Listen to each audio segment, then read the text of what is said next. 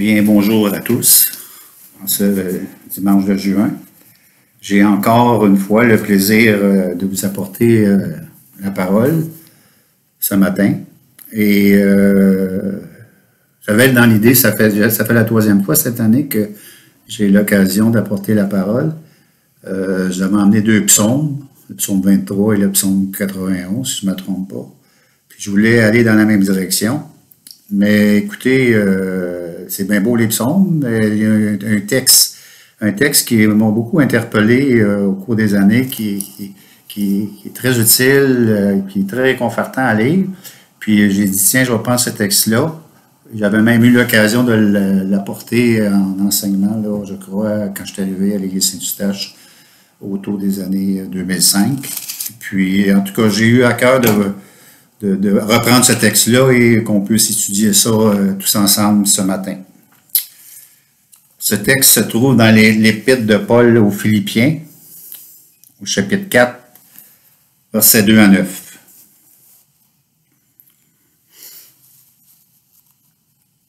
Je vous encourage, Évodie et Syntyche, à vivre en plein accord dans le Seigneur. Toi aussi, mon fidèle serviteur, je te demande de les aider, et qu'ils ont combattu pour l'Évangile avec moi, ainsi qu'avec Clément et les autres collaborateurs dont le nom figure dans le livre de vie. Réjouissez-vous toujours dans le Seigneur, je le répète, réjouissez-vous. Que votre douceur soit connue de tous les hommes, le Seigneur est proche. Ne vous inquiétez de rien, mais en toute chose, faites connaître vos besoins à Dieu par des prières et des supplications dans une attitude de reconnaissance, et la paix de Dieu qui surpasse toute intelligence gardera vos cœurs et vos pensées en Jésus-Christ. Enfin, frères et sœurs, portez vos pensées sur tout ce qui est vrai, tout ce qui est honorable, tout ce qui est juste, tout ce qui est pur, tout ce qui est digne d'être aimé, tout ce qui mérite l'approbation, qui est synonyme de qualité morale, qui est digne de louange. Ce que vous avez appris et reçu et entendu de moi, vous avez entendu de moi, mettez-le en pratique et la paix de Dieu sera avec vous. Avant d'aller plus loin, je vais prendre un court mot de prière et remettre tout ce temps devant le Seigneur. Merci Seigneur encore une fois parce qu'on a le privilège, Seigneur, d'être devant ta parole, Seigneur, cette parole qui nous démontre que tu es un Dieu parfait, un Dieu bienveillant, et qui nous apprend à mieux te connaître et aussi à mieux vivre pour toi, Seigneur, et aussi que ta parole, c'est notre nourriture spirituelle qui nous aide vraiment à cheminer, Seigneur, en tant que croyant, en tant que disciple du Christ. C'est pour ça, c'est dans ces quelques minutes qui vont suivre, je te recommande ce court temps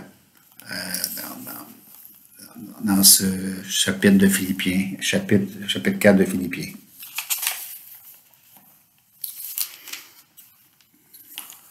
Lors de mes débuts dans la viande, dans les années 80, j'avais travaillé pour un grossiste en alimentation des Laurentides de Saint-Jérôme.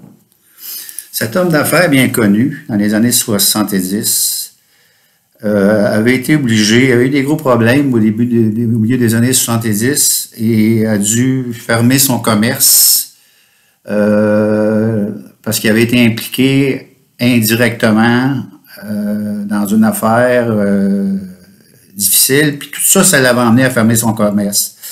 Mais quelques années plus tard, il a pu le réouvrir. Puis qu'est-ce qui m'avait touché quand j'ai travaillé chez cet homme? C'était sa bonne humeur, sa joie, son calme, sa douceur, sa patience et l'énergie qu'il mettait à faire progresser son commerce. Il avait plus de 50 personnes à diriger et toutes sortes de difficultés à surmonter chaque jour. Il demeurait de bonne humeur. Et souvent, montait le moral de plusieurs employés qui se plaignaient souvent pour des riens. Cet homme avait vraiment été durement critiqué par ses compétiteurs et il y avait eu une compétition féroce et quelquefois déloyale. Et il disait toutes sortes de faussetés envers lui, des calomnies, des médisances et toute autre chose dans cette sans cela pour lui nuire. Souvent, il entendait dire, demain c'est dire malfaisant, qui lui venait aux oreilles, il ne ripostait même pas. Il répondait, le soleil brille pour tout le monde. Plusieurs fois, les compétiteurs qui l'avaient durement critiqué étaient venus le voir pour travailler avec lui, pour vendre certains produits, et il avait accepté de coopérer avec eux. Il était devenu un acteur important dans les Laurentides, Lanaudière, Laval, Montréal et plusieurs autres endroits au Québec, parce qu'il vendait ses produits alimentaires un peu partout. Et qu'est-ce qui m'avait vraiment frappé de cet homme, c'est sa façon d'agir envers tous ses clients, envers tous ses employés, envers tous ceux qui étaient autour de lui. Puis ça fut vraiment pour moi un modèle d'affaires à suivre. Et si on revient à notre texte, le texte que j'ai lu tantôt, on va mettre dans cette portion-là, je vais mettre vraiment l'accent sur du verset 2 au verset 7. Et on voit que dans le verset 2 et 3, Paul encourage l'unité entre deux collègues. Et dans le verset 4 à 7, il donne une exhortation à se réjouir et à prier. Et ce texte il a été écrit au début de l'ère chrétienne par un homme qui avait à cœur d'évangéliser le monde, Paul. Mais à cause de cet évangile, il a vécu de grandes souffrances. Lorsqu'il écrit aux chrétiens de Philippe, il était emprisonné. Et les prisons de cette époque n'étaient pas celles d'aujourd'hui. Et les prisonniers n'étaient pas traités comme ceux d'aujourd'hui. Mais encore, avant d'être emprisonné, il a été lapidé, il a été fouetté, pourchassé, à plusieurs reprises exposé à toutes sortes de périls, souffert de faim, de soif, de froid et encore.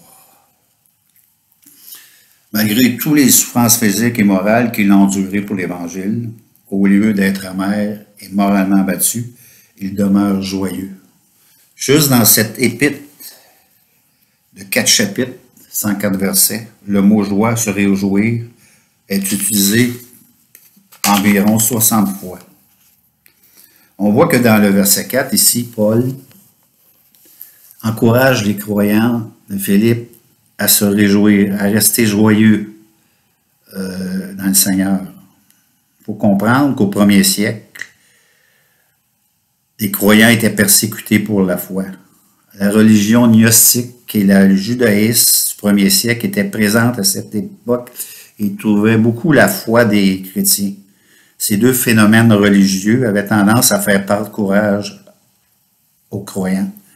C'est pour cette raison que Paul, dans ces versets, répète l'exhortation de foi.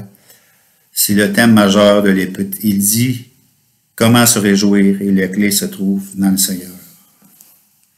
Même si les circonstances de la vie sont sombres, il l'encourage, il dit cette catégorisation à 2 reprises. Chaque être humain a des besoins spirituels accomplis et Dieu a mis cette pensée de l'éternité en nous. Puis ça, c'est inné en nous. Mais la joie aussi, c'est cette joie qu'on parle ici. Dieu a mis ça dans chaque être humain. Elle est en nous. Si on regarde d'autres textes dans l'Ancien Testament qui parlent, Salomon a un peu parlé, un peu à son époque dans ses livres de sagesse qu'il a écrit, les psaumes, l'Ecclésiaste, Proverbes et autres. Il définit dans son livre, définit la joie, le bonheur. À plusieurs reprises, il dit « Qu'est-ce que vaut vivre 2000 fois sans jouir du bonheur? » Il parle du bonheur simple.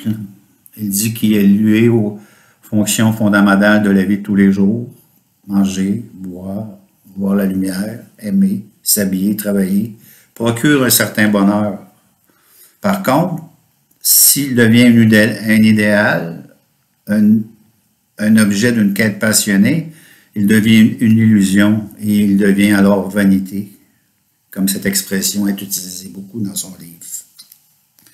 Il invite l'être humain à saisir ce bonheur quand il passe, car il est donné par Dieu. Et il termine en disant que ce bonheur est réservé à ceux qui craignent Dieu, car ceux et celles qui craignent Dieu savent être heureux et reconnaissent que toute chose vient de lui, vient pour lui.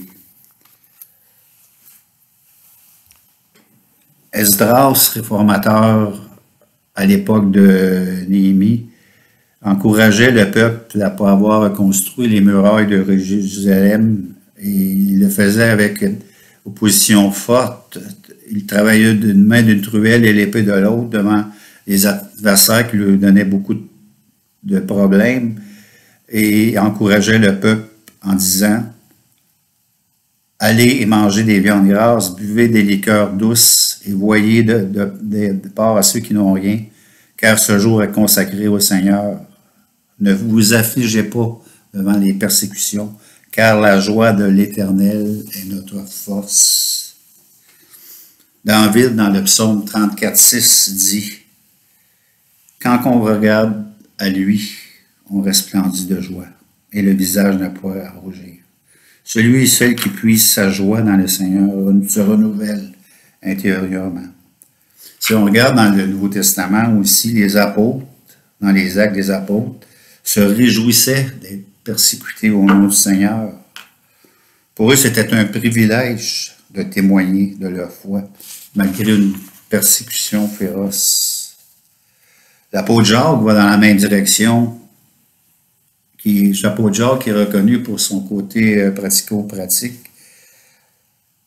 Dans sa lettre, encourage les croyants du premier siècle en leur disant: mes frères, considérez un style de joie complète les diverses épreuves et tentations que vous rencontrez.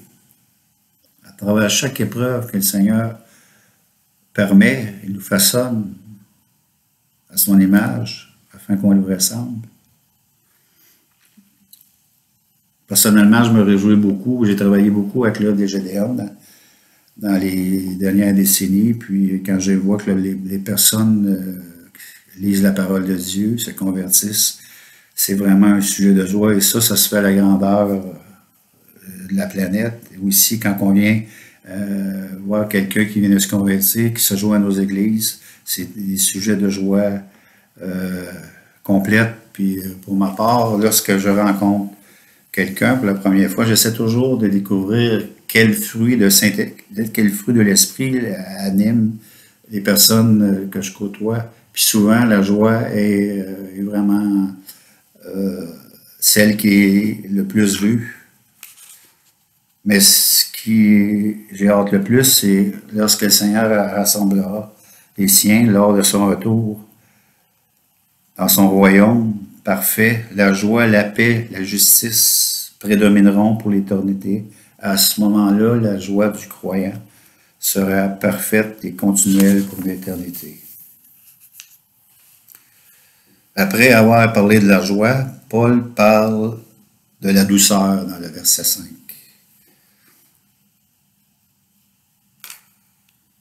Il encourage les croyants de Philippe à se réjouir en toutes choses. Et dans le verset 5, comme je viens de dire, il exhorte les croyants à la douceur en leur disant que votre douceur soit connue de tous les hommes. La définition du mot douceur dans le grec signifie bonne volonté, modération, bienveillance, bonté, patience, ce qui est opposé à ce qui est strict, réclamer son dû, regarder qu'à nous-mêmes et ne pas être obligé envers les autres. Par les fruits de l'esprit qui est la douceur, les chrétiens sont appelés à témoigner par leur conduite devant les hommes, envers ceux de l'Église et envers ceux du dehors. Et l'Église de Philippe, premier siècle, vivait beaucoup d'opposition de la part de l'extérieur. Et le poids de cette recommandation était considérable pour nous. Et plusieurs croyants, jusqu'au IIIe siècle, ont été tués pour leur foi. Pour en nommer, j'ai nommé Paul, est mort pour sa foi aussi. puis plusieurs autres. Si on regarde dans l'Ancien Testament, plusieurs hommes avaient ce fruit de l'esprit. À son époque, Moïse, reconnu comme l'homme le plus doux de la terre, il y a eu une tâche énorme à accomplir en faisant traverser le peuple dans le pays de Canaan. David, qui subit la révolte de son fils Absalom, a reçu la malédiction de Shimée du clan de Saul, resta doux devant lui en disant « Laisse-le, qu'il me maudisse, car l'Éternel lui a dit. » Le prophète Jérémie, qui aimait son peuple, tandis que eux le haïssaient, est demeuré doux malgré les souffrances qu'ils lui ont imposées. « Pour moi, me voici entre vos mains. Faites-moi ce qui vous semble bon. » Ils l'ont mis aux entraves, ils l'ont jeté dans les citernes, ils l'ont envoyé en Égypte. On a aussi notre modèle par excellence, notre Seigneur qui a été maltraité, humilié, insulté, souffrant la passion et demeuré doux malgré les injustices subies. Aussi, dans l'Église primitive, nous avons le récit d'Étienne dans le livre des Actes, qui devant ses accusateurs, lorsqu'il fut lapidé, priait le Seigneur en disant « Seigneur, ne le charge pas de cette faute. » Quelle attitude forte de douceur!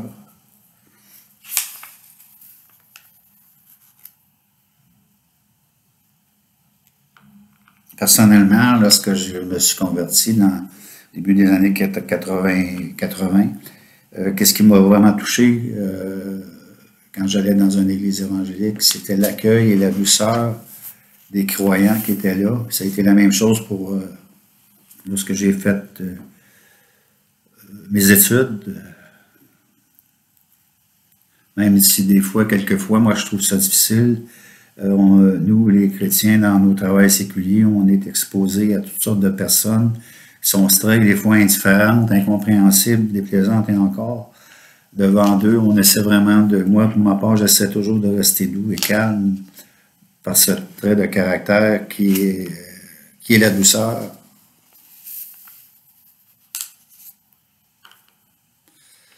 Il n'en reste que la douceur est un fruit de l'esprit qui procure à ceux qui la donnent et ceux qui la reçoivent un plaisir, une satisfaction, un bien, un peu de bonheur. Dans le verset 4 et 5, Paul encourage les croyants de Philippe à maintenir et conserver ces deux fruits de l'esprit, malgré l'opposition qui est devant eux. Et dans le verset 6, il recommande d'agir par la prière. Il dit « Ne vous inquiétez de rien ». Dans le grec, c'est un impératif présent qui est utilisé. Contre l'anxiété, l'inquiétude, quel que soit le problème, spirituel, matériel, physique ou autre, Paul propose la prière. Parallèlement, dans l'évangile de Matthieu, notre Seigneur, dans le Matthieu 6, 25, 35, parlant des inquiétudes, exhorte les disciples à ne s'inquiéter inutilement pour rien. Il termine en disant que les croyants, ceux qui le suivent, doivent rechercher le royaume de Dieu et sa justice, et toute chose leur sera donnée. C'est une promesse. Pierre, dans son épître, encore là, Pierre, l'Église persécutée, il dit « Déchargez-vous sur lui de tout souci, car il prend soin de vous. » Le verbe dans cette phrase a pour sens décharger, jeter. Lorsqu'on jette quelque chose de la poubelle, on ne le reprend pas. C'est dans ce sens-là qu'il faut saisir le sens du verbe. Puis le mais aussi, en opposition à ce que je viens de dire, ne vous inquiétez en toutes choses, restez calme en toutes choses. Ici, Paul continue en démontrant 3 façons de prier. La prière est le seul moyen pour maintenir une relation avec Dieu, mais ici, la prière est à la fois un acte et une attitude. À certains moments, nous venons à lui, nous présentons nos requêtes, que ce soit seul ou en groupe. Et j'ai vraiment de bel exemple de l'Ancien Testament à vous donner ici, que lorsque Daniel il était à Babylone, malgré une interdiction sévère du roi, qui pouvait l'amener à se faire tuer, priait 3 fois par jour, se mettait en genoux, priait le Seigneur, comme il l'a toujours fait. Et il est aussi possible aussi de vivre dans une atmosphère de prière, Le mot prière signifie dans ce verset l'attitude de toute une vie. Prier sans cesse, Thessaloniciens 5,17. En fait, c'est toujours d'être en communion avec Dieu, avoir le cœur dirigé vers lui, l'implorer en secret, ce qui est possible au sein d'une vie les plus occupée. Lors de son ministère terrestre, notre Seigneur l'a fait. Paul et plusieurs autres. Martin Luther, réformateur au 15e siècle, il dit « Plus j'ai du travail à accomplir, plus je dois prier. » Et on sait qu'il a accompli un travail énorme, comme l'un des premiers réformateurs pour ramener l'Église comme au temps des apôtres. La supplication, c'est la prière insistante par laquelle le chrétien s'obstine envers le Seigneur au sujet de chaque inquiétude ou de peine en lui demandant la force de tout supporter. On a encore l'exemple de notre Seigneur à Gethsémani, priait si intensivement que des ruisseaux de sang coulaient sur son visage. Et ensuite, Paul termine en disant l'action de grâce. C'est le remerciement, c'est la reconnaissance pour tout ce que le Seigneur a fait pour chacun de nous. Et dans les lettres, on voit dans les psaumes, souvent les introductions, on voit qu'il y a des actions de grâce. Paul, dans le début de ses lettres, et plusieurs autres épîtres, ont des reconnaissances pour toutes les églises et les croyants qui sont là. Après avoir défini 3 manières de prier aux chrétiens de Philippe, Paul décrit la paix de Dieu, une perfection de Dieu, un attribut de Dieu, que celui ou celle qui lui fait confiance.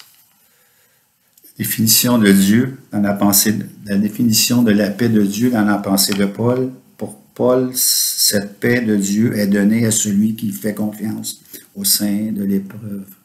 Elle remplit l'âme de toute consolation et ne laisse point pénétrer le trouble.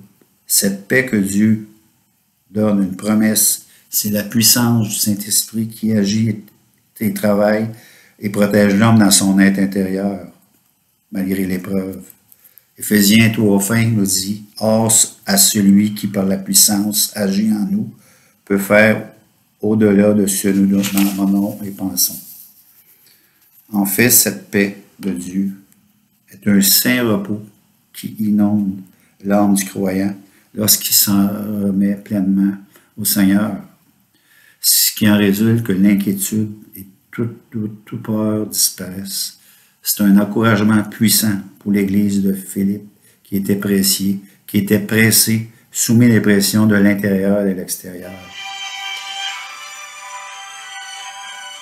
Isaïe, en parlant au peuple d'Israël avant qu'il soit déporté, donne une promesse en disant, dans le verset 26:3, « À celui qui est ferme dans ses dispositions, tu assures la paix parce qu'il se confie en toi. » Jésus, dans Jean 14:27, après avoir promis le Saint-Esprit au Seigneur, leur dit, « Je vous laisse la paix, je vous donne ma paix. Je ne la donne pas comme le monde, que votre cœur ne se trouble point et ne s'alarme point. » Paul, dans l'Église aux Colosses, en Colossiens 3:15, dit, en parlant de la nouvelle vie en Christ, dit aux croyants que la paix du Christ à laquelle vous avez été enlevés, pour former un seul corps, rien que dans vos corps, soyez reconnaissants.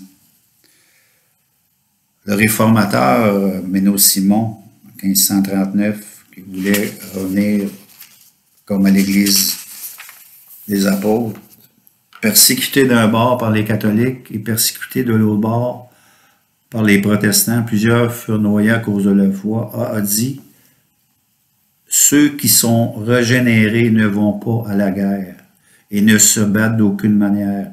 Ils sont des enfants de paix. Ils ont battu le fer de leurs épées et ont transformé en soc charrue leurs lances en cisaille et ignorent la guerre. Puisque nous devons nous conformer à l'image de Christ, comment pourrions-nous combattre nos ennemis par l'épée? Les lances et les épées d'acier, nous laissons ceux, hélas, qui ne font pas de différence entre le sang d'homme et le sang de porc. Et on sait que les églises des frères ménonites dans le monde sont reconnues pour être des pacifistes. Et pour ma part, moi, je peux dire aussi que lorsque je me suis converti, la personne qui m'a dirigé vers le Seigneur, il me disait bien des choses que je comprenais pas, mais qu'est-ce qui m'avait vraiment touché, interpellé de lui, c'était cette paix intérieure qu'il avait, que je sentais, qu'il dégageait. Puis je m'étais dit avant, Seigneur, qu'est-ce qu'il m'a dit, j'en prends puis j'en laisse. Mais si tu peux me donner cette paix-là que tu as donnée à lui, là, je dois te suivre. Puis ça a été, j'ai suivi mon cours. Il reste que dans ces 4 versets que nous venons de regarder, examiner ensemble ce matin, les verbes qui sont utilisés dans le grec sont employés à l'impératif. C'est vraiment une forte exhortation à suivre, à faire. C'est qu'est-ce que quelqu'un devrait faire. Réjouissez-vous. Douceur soit connue. Ne vous inquiétez de rien. Faites connaître. Le seul verbe qui est utilisé est à l'indicatif, qui affirme la réalité de l'action. Gardez est relié au Saint-Esprit qui garde les cœurs et les pensées en Jésus-Christ. Ces 3 fruits de l'Esprit, la joie, la paix, la joie, la douceur et la paix, tous les chrétiens sont appelés à les vivre, en laissant le Saint-Esprit faire son œuvre en chacun de nous, afin que nous puissions nous édifier les uns les autres dans nos communautés et être des bons témoins de Christ envers ceux du dehors. Quelle que soit la difficulté qu'on peut vivre quand nous sommes exposés à toutes sortes de situations difficiles, laissons le Saint-Esprit faire son œuvre en nous, qu'on puisse vraiment développer ces fruits de l'Esprit qui vont nous aider à passer au travers des temps difficiles, quelle que soit la situation. Merci de votre attention.